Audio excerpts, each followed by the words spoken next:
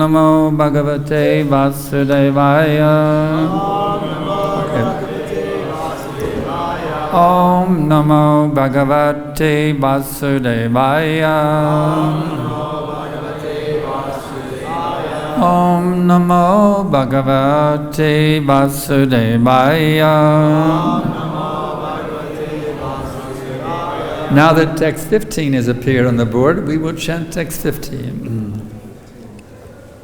Tam Nadva Abhyarcha Vidhivat Padayo Shirasa Sprishan Vivitsu Idam Aprakshit Mahabhagavata Asara Tang Nadva Vyacharya Vidhivat Padayo Shirasa Sprashan Vivitsuridam Aprakshin Mahabhagavato Sada Tam. Him, the saintly person. Nadva, after offering obeisances unto Abhyarcha, and worshipping Vidhivat, in terms of the rules and regulations of etiquette. Padayo, the lotus feet of the saintly person. Shirasa, with the head. Sprishan, touching. Viditsu, desiring to know about him. The saintly person. Idam, the following words. Aprakshit, inquired. Mahabhagavata, the very advanced devotee of the Lord. Asara, although born in an Asura family. Translation. By His divine grace, Srila Prabhupada, the advanced devotee, Prahlad Maharaj, duly worshipped and offered obeisances to the saintly person who had adopted a python's means of livelihood. After thus worshipping the saintly person and touching his own head to the saint's lotus feet, Prahlad Maharaj, in order to understand him, inquired very submissively as follows.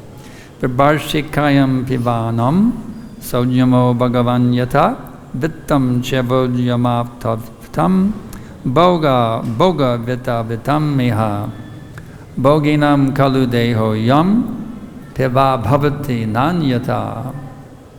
Translation.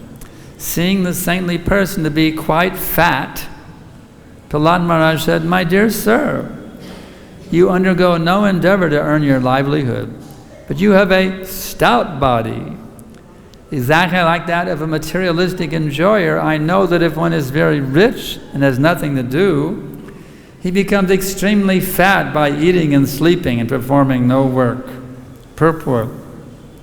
Srila Bhaktisiddhanta Saraswati Thakur did not like his disciples to become very fat in the course of time. He would become very anxious upon seeing his fat disciples becoming bogies or enjoyers of the senses. This attitude is herewith confirmed by Prahlad Maharaj, who was surprised to see a saintly person adopting ajara vritti and becoming very fat. In the material world also, we generally see that when a man who is poor and skinny gradually endeavors to earn money through business or some other means, and he then gets the money, he enjoys the senses to his satisfaction. By enjoying the senses, one becomes fat. And therefore, in spiritual advancement, becoming fat is not at all satisfactory. Hare Krishna. Vandeham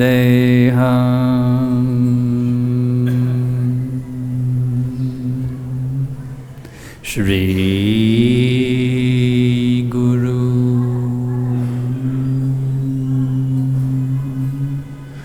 Shri Jatha Padakamalam Shri Gurun Vaishnavamscha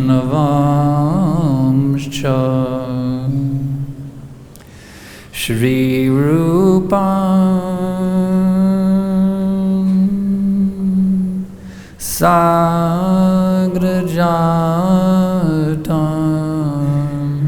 Sagana Ragana Tanvitam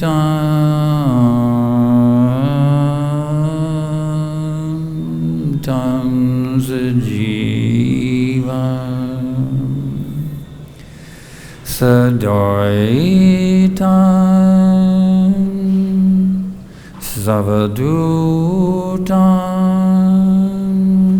Parijana Saitam Krishna Chaitanya Devam Shri Radha Krishna Padan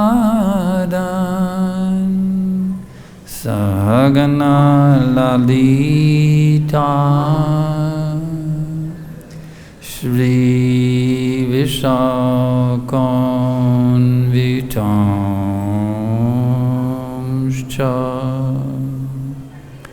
Nama Om Vishnu Padaya Krishna Prestaya Bhutale Srimate Bhakti Vedanta Svaminiti Namine Namaste Sarasvate Devi Gaudavani Pracharine Nirvishesha Shunyavadi Paschatya Deshatarine.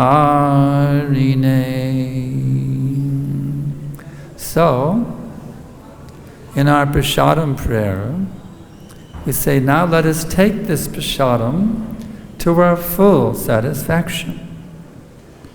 Someone may say, what's the difficulty if I get fat? I'm just taking to my full satisfaction. Well, you have to take these teachings in toto. Not that this instruction I like very much, take to the full satisfaction, and this instruction not to get fat, I don't like that instruction very much. So I will take this instruction and I will avoid that instruction. What is this called? Ardha Kukuti Nyaya, half-hen logic. The farmer had this very plump hen that laid very big eggs. But this hen had one proclivity, he liked to eat a lot. So the farmer thought, well, this end of the hen that lays these big eggs, oh, very, very nice. Very, very nice. But this end of the hen that eats so much chicken feed, oh, this is not very nice. So I have a very good idea. I will cut off the head of the hen. I won't have to feed it anymore. So he did that, and he was waiting for the eggs to come, and no more eggs came. He couldn't figure out what was going on, why the hen wasn't laying eggs. He killed the hen. He couldn't figure out why it wasn't laying eggs. You see? This is called half-hen logic, you see. If you want to become Krishna conscious, you've got to take the full hen, not half the hen. You see? So the point is, we have to learn how to be completely, totally satisfied, taking sufficient prasadam where we don't get fat. So how do you do that? Well, you have to relish prasadam as the mercy of Krishna, you see. Not just shovel it in for sense gratification. You see. It's very, very important how we control our tongues. What do we pray? Of all the senses, the tongue is the most voracious and uncontrollable. It's very difficult to conquer over the tongue in this world. So what does this mean? This means if you can conquer your tongue, you can conquer all your other senses, you see. And one who conquers all of his senses, he's called Goswami, you see. So we're all meant to become Goswamis.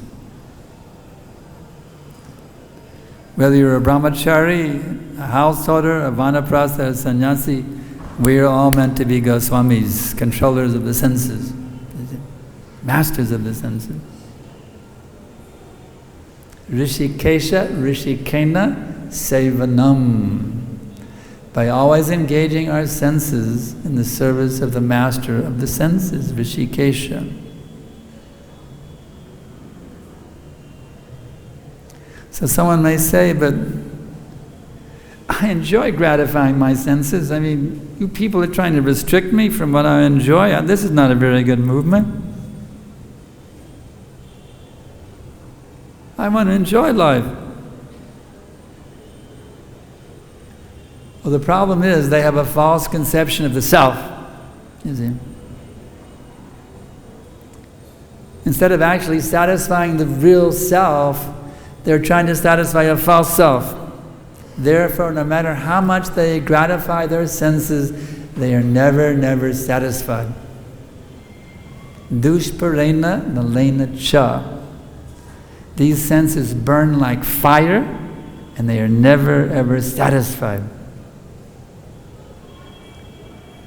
So, instead of trying to satisfy the senses, the person who has good sense, he tries to satisfy the master of the senses, Krishna.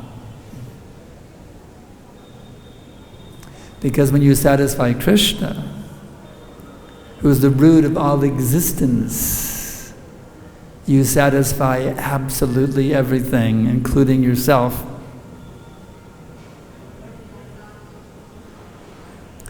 In this material world, everyone's trying to get satisfaction in this way and that way, going here, going there, drinking this, smoking this, trying to get satisfied, having sex with this, having sex with that, trying to get satisfied, but they never, ever get satisfied. Because they're simply dealing with the external covering of the self.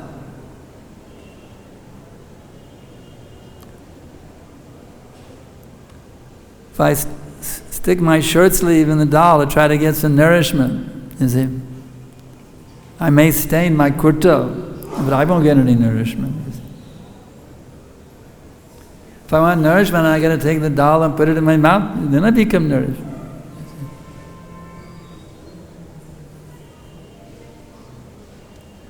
So, in this similar way, the spirit soul within, he has to be satisfied. We have to engage in such a way that the spirit soul within becomes satisfied. That is called Navavidha Bhakti.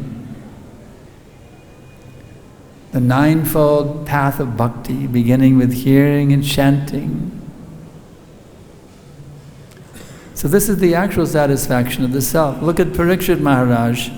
For 7 days he didn't take anything. He didn't even pop a gulab jamun. He just sat there for 7 days and heard Srimad Bhagavatam from Shukadev Goswami in a state of unlimited bliss. You understand? So we have to learn how to become like that, like Parikshit Maharaj, you see. How we can tune in to Krishna, turn on our eternal blissful natures. As we sometimes say, tune in, turn on, and bliss out. You see?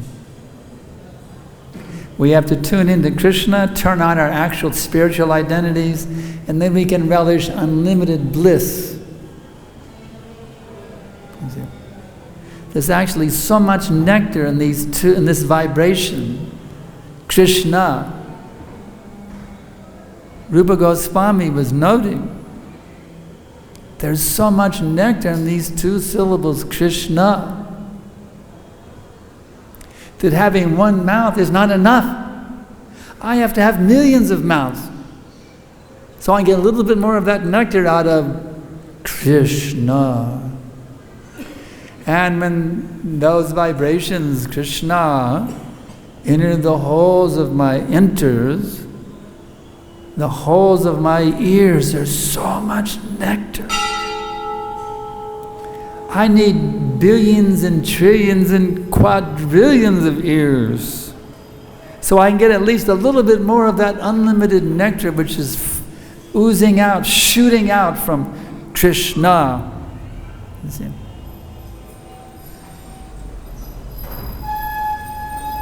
So we can learn how to qualitatively chant Krishna's name.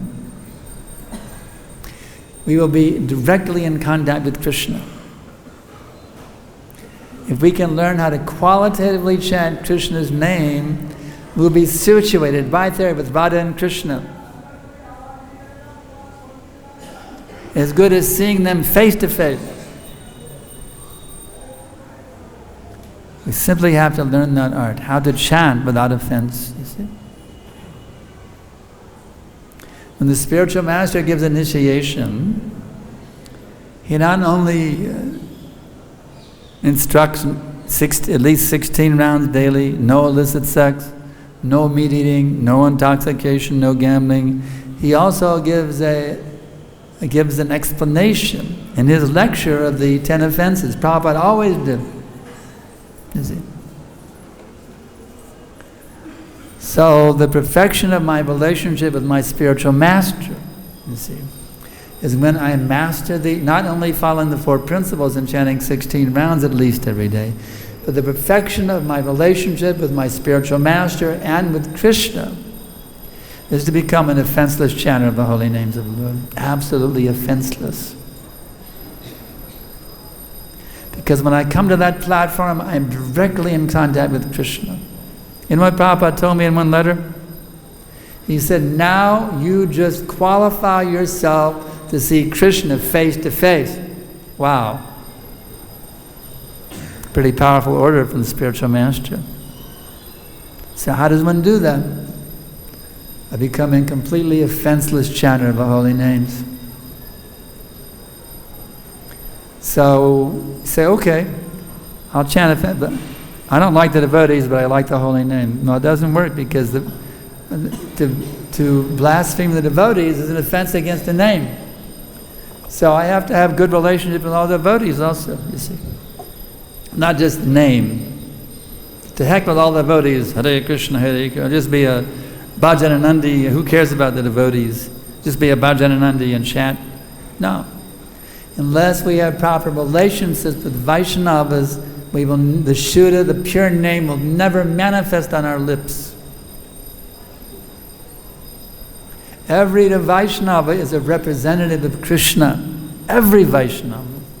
Not just the guru, the sannyasis, the senior devotees. Every single Vaishnava is a representative of Krishna, and how we think about them, how we speak about them, how we speak to them, how we deal with them, has an impact on our Krishna consciousness or lack thereof.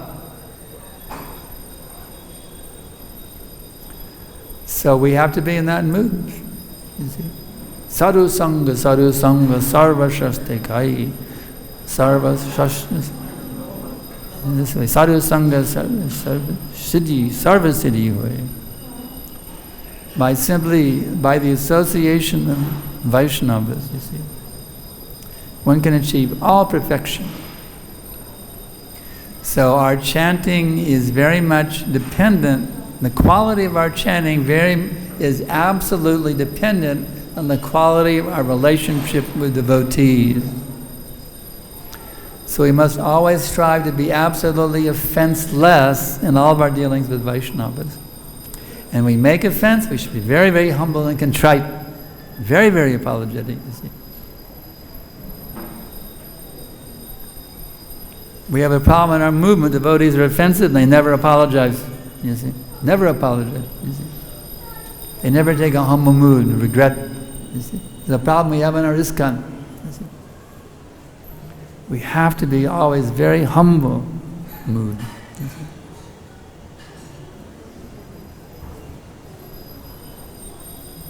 That humility is the price we pay to enter into the association of Krishna and all the great acharyas. They are fully present. They're willing to bless us with their divine association. We simply have to develop that mood of humility. That's all.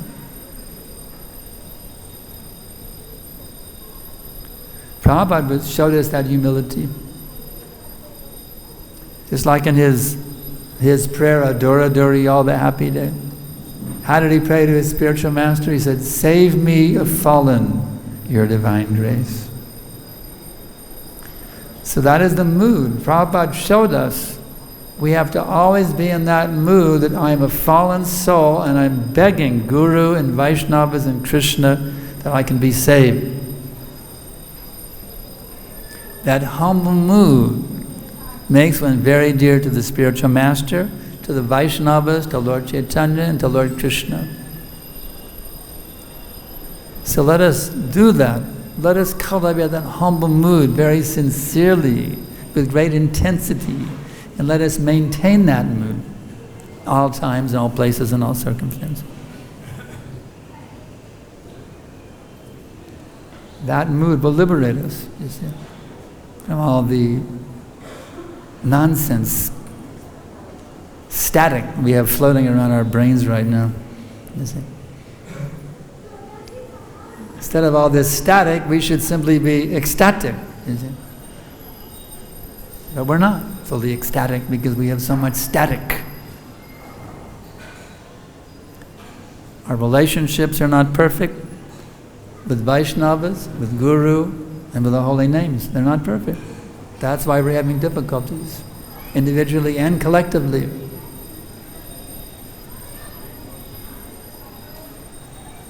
So we'll endeavor very, very sincerely to purify our consciousness, to perfect our relationships with all Vaishnavas.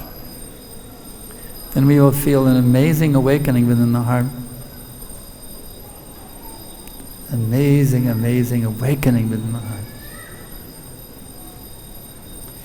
And this movement will spread like wildfire.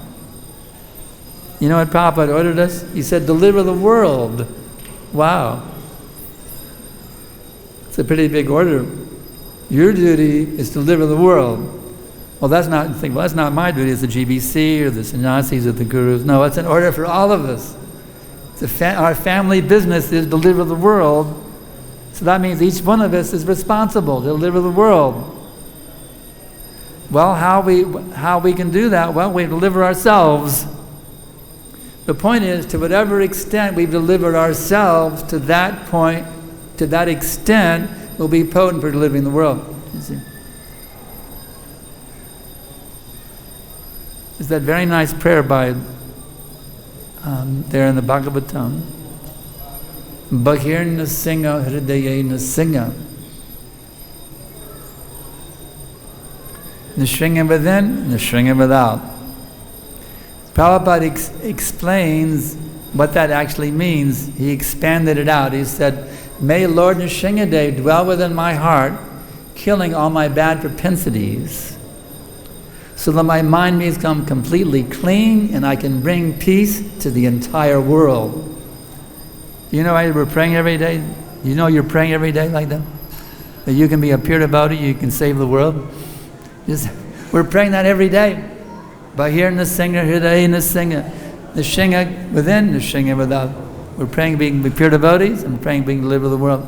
Every morning in the Nrsimha prayers, we're praying to be pure devotees and praying that we can deliver the world. So it shouldn't just be on the lips, that mood of purifying our hearts and delivering the world. That should not be simply on the lips. We have to learn how to manifest that in our hearts and always keep it burning in our hearts at every minute.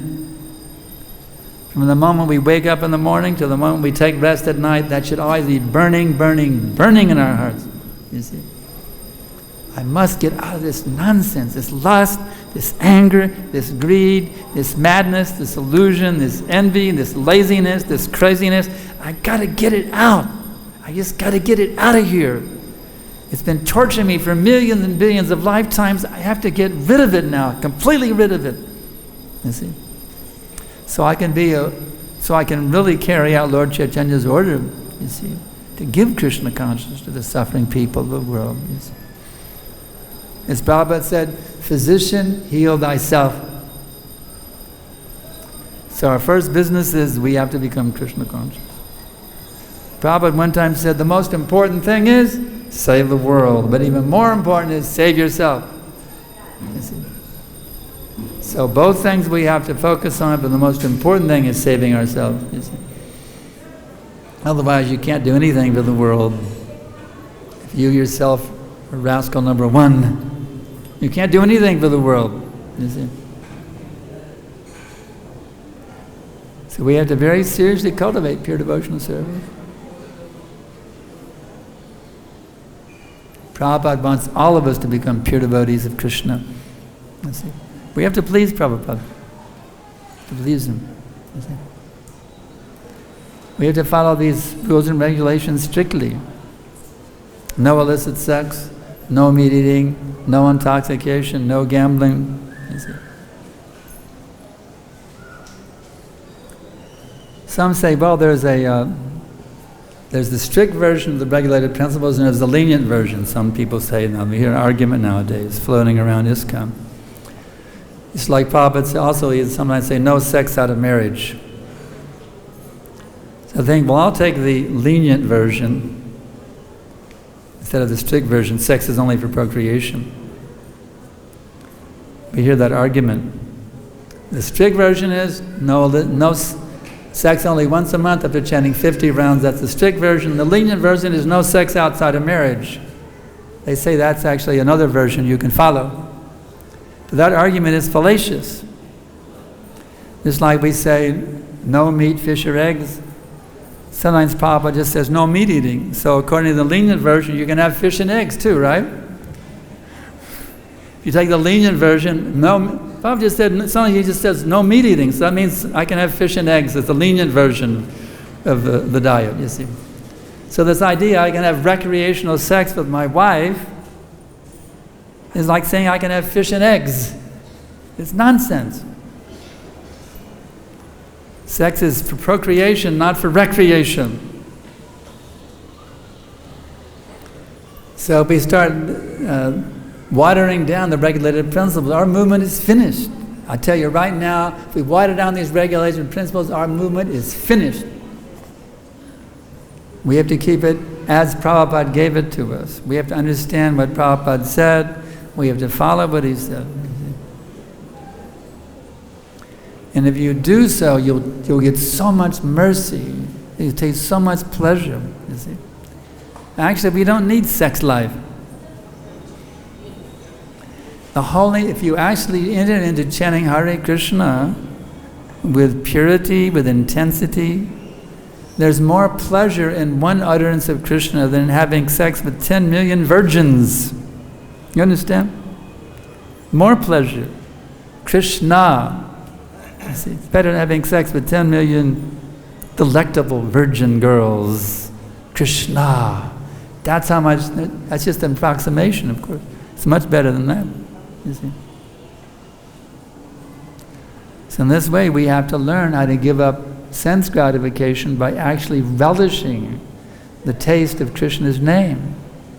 By being in that mood of total, complete surrender, that my dear Krishna, now I belong to you. I'm simply the puppet, as Prabhupada presented himself, as the puppet of Krishna. Now you make me dance, make me dance, make me dance as you like. So that should be our mood. My dear Krishna, now I fully, and Guru Maharaj and Krishna, I fully belong to you. Now let my every thought, my every word, my every deed, in all times, places, and circumstances for all of eternity, be completely, totally satisfying to you. If we take that mood, we'll be tasting the sweetest bliss at every minute. You see? So we have to learn how to enter that mood that Prabhupada showed us. Now I am your puppet. Make me dance, make me dance, make me dance as you like. You say, well, how can I cultivate it? I've got a pretty stubborn tendency to enjoy my senses. I'm puffed up. I desire so much prestige. How can I possibly enter that pure state of consciousness? It seems impossible for a puffed up rascal like me to develop that kind of pure consciousness. But you know what? You just got to beg for it. All you have to do is beg Krishna for it. And there's a special prayer in which we can beg for that pure state of consciousness. I think you all know that prayer, don't you? Hare Krishna, Krishna Krishna, Hare Hare, Hare Rama, Rama Rama, Hare Hare. We are begging Krishna. We are begging our mother Radharani and Krishna, please, my dear Lord, I have been suffering here in the material existence, ignoring your service for millions and billions of lifetimes. Now I am begging you, please let me come back. Please, please, my Lord, please take me back, Krishna. I'm suffering like anything, turning my back on you. Please, my dear Lord, please let me come back and serve you with pure love now, for all of eternity, you see. Simply the intensity of our prayers, you see. We have to learn how to capture Krishna by our love, you see. Just as Mother Jasoda captured Krishna, Krishna cannot be bound by anyone, but yet she bound him with ropes, the rope of her love. So if we have that intense desire of totally giving ourselves to Krishna, we can capture Krishna. You see? It's like it is sometimes said, I am Krishna's and Krishna is mine. To the extent that actually we feel ourselves the property of Krishna, to that extent Krishna becomes our property. Krishna is willing to reciprocate. He's waiting to reciprocate. He's been traveling in our hearts with us for millions and billions of lifetimes, simply waiting for that moment when this soul will come back. You see, each one of us is one of Krishna's eternal associates in the spiritual world. We didn't come out of Brahman. We didn't come out of nothing like Dr. Stephen Hawking's claims. Everything came out of nothing. Krishna is eternally emanating each and every one of us in order to have a particular type of loving relationship that only we can give him. Each one of us has a unique personality that gives Krishna a certain type of loving relationship within the 5 varieties.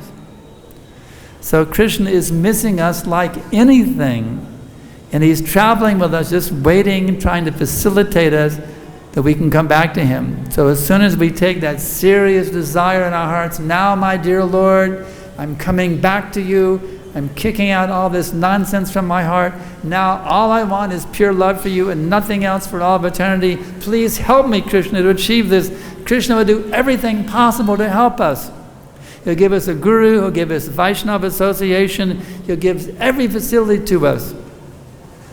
We simply have to take that determination that now I must become an absolute pure devotee of Krishna with no other desire, you see. So there's a few minutes left, maybe there's some questions, I can try to answer them. Questions?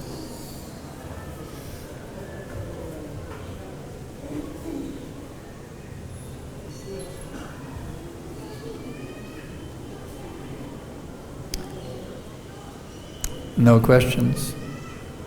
So I should ask you some questions then. Here we go.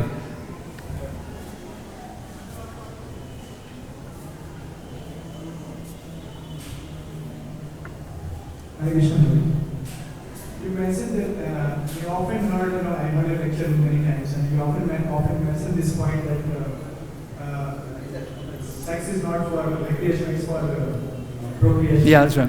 And it's a very controversial topic to discuss in this. I don't see any controversy in it. It's very clear to me. I don't see any controversy at all. It's very clear what Prabhupada taught us.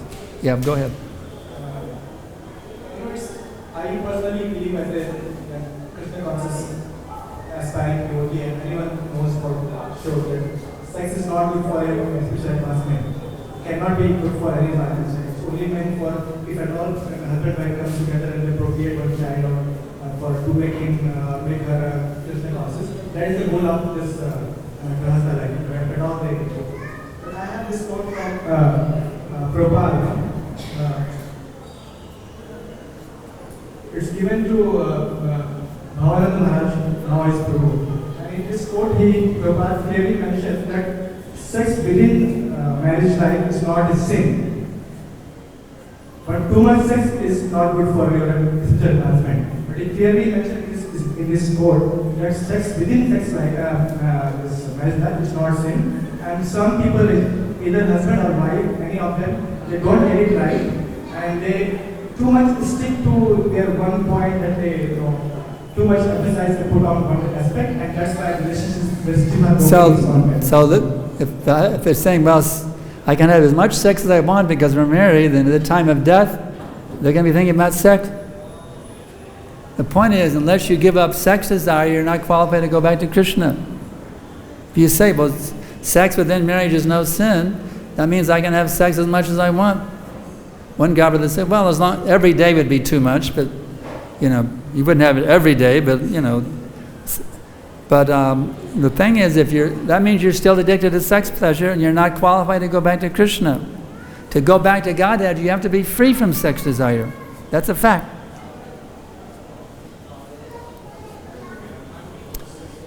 So if you take that as a license, well, you're buying yourself another body.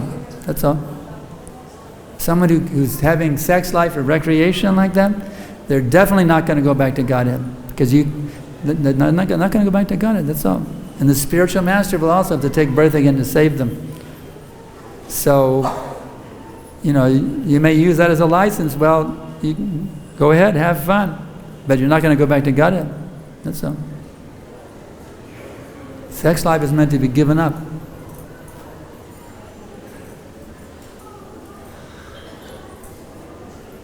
Next.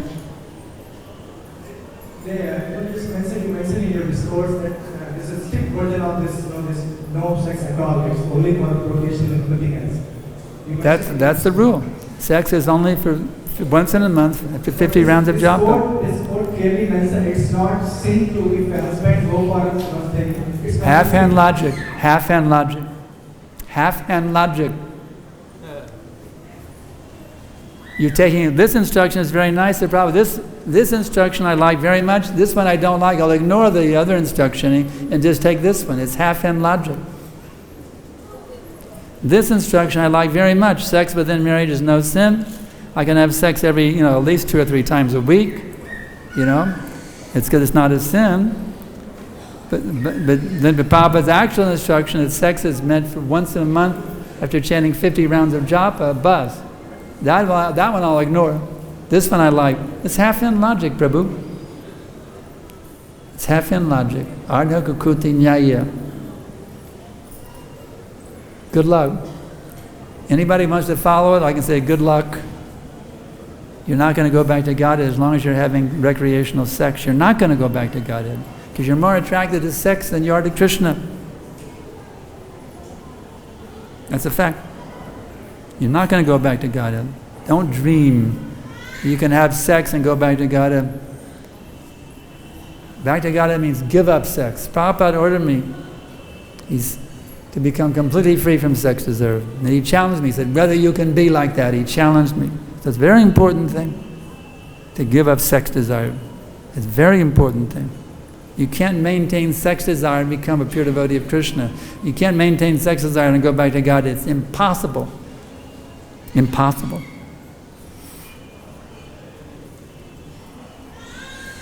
If you don't believe it, just go ahead, enjoy sex and see where you go at the time of death. If you don't believe me, then you go, oh, Sankarshan was right. I took birth again. If you want to go back to Godhead, you have to give up sex. Bus. Today or tomorrow, or next week, got to give it up. Krishna consciousness is much higher pleasure than sex. As long as you're taking sex pleasure for your enjoyment, you're not going to get a taste for the name. That's a fact. You will not taste Shuddhanam while you're having sex pleasure. You can have it once in a month after 50 rounds of japa for procreation, bus. if you want to be a proper follower of Prabhupada. On practical level, I see there are many relationships are breaking in ISKCON, within ISKCON. There are so much cases of divorce is happening because of ill cooperation between husband and wife. I on this topic, because husband and wife not willing to cooperate, not understand that because their demand is there. Each of them trying to become too much strict, following the strict version of this Prabhupada rule. This code clearly clarifies that it's not the same. But this either husband or wife become too much strict to one following these rules, and that's the relationship breaking apart in our ISKCON. There are many cases of divorce happening in ISKCON. It's hard for me to hear. I'm a little hard of hearing. Can you summarize what you said again? Or can someone? What was his point? He's saying many relationships are breaking because of one person becoming too strict and another one. They're not being properly trained. They're not being properly trained. That's the difficulty. They're not getting the proper training to understand how to give this up. I understand relationships may be breaking over this, but that means they're not being properly trained. The proper training is given, they can give it up. I mean, I was very lusty. I was a hippie. I was a very lusty person. But Prabhupada gave me very heavy training, and I took it, and it worked. You see, I was very hippie. We were called free love. Hippie movement was very loose, complete sexual freedom. You have sex with anybody you wanted, whenever you wanted, how much you wanted. That was our philosophy. And it wasn't easy for me. But I got some personal training from Prabhupada, and it works. Prabhupada's training, if you take if the training is properly given, the strong, proper training is given, it takes you beyond the sexual platform. That's a fact. So any couples who are having trouble over this issue, they can write to Sankarshan Das, sda@backttohome.com, and I will teach them how to give up sex. sda@backttohome.com, Sankarshan Das Adhikari, sda@backttohome.com. Any couples having difficulty in this issue, I'll personally train them how to give it up.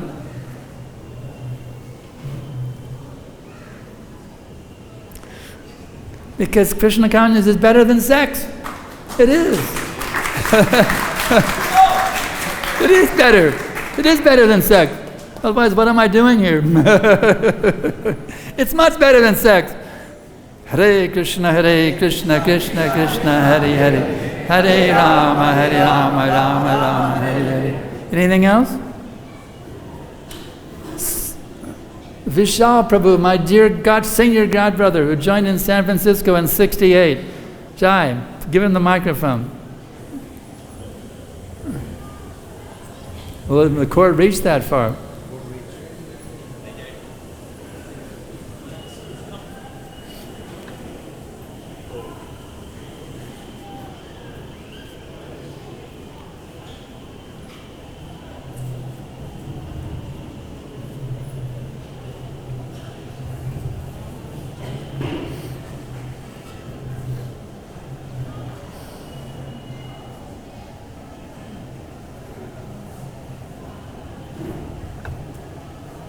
Hare Krishna.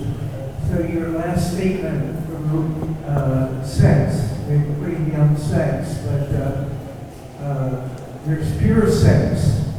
Krishna's a person, so we can have sex, pure sex with Krishna. I just wanted you to cover that. Adi Ras. The pure, that's called pure sex psychology. Well, my question is to you, that you were mentioning at the beginning of your class that Srila Bhakti, his divine grace, Srila Bhakti-Siddhanta Saraswati Thakur, was, again, he didn't like his disciples being fat. Right.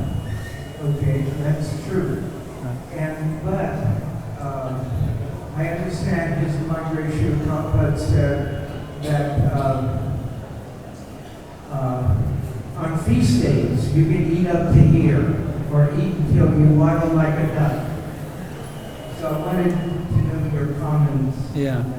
Yeah, we encourage everyone Eat till you waddle like a dog, yeah. We encourage devotees to relish prasadam to their full satisfaction. We don't want to be standing over you. I remember, in Boston there was a whole thing when Prabhupada talked about it. There was a whole discussion about it with Prabhupada and the disciples in Boston. Devotees were in anxiety. They heard about restricting their tongue in the early days of ISKCON. They were really in anxiety about that. So Prabhupada, here's Prabhupada's answer. He said, if the disciple wants more prasadam, it's my duty as a spiritual master to personally give them more prasadam. So there's the answer. If you want more, Prabhupada's going to make sure you get more. That's all. Jai. So that's it. We thank you all very much. Srila Prabhupada ki jai.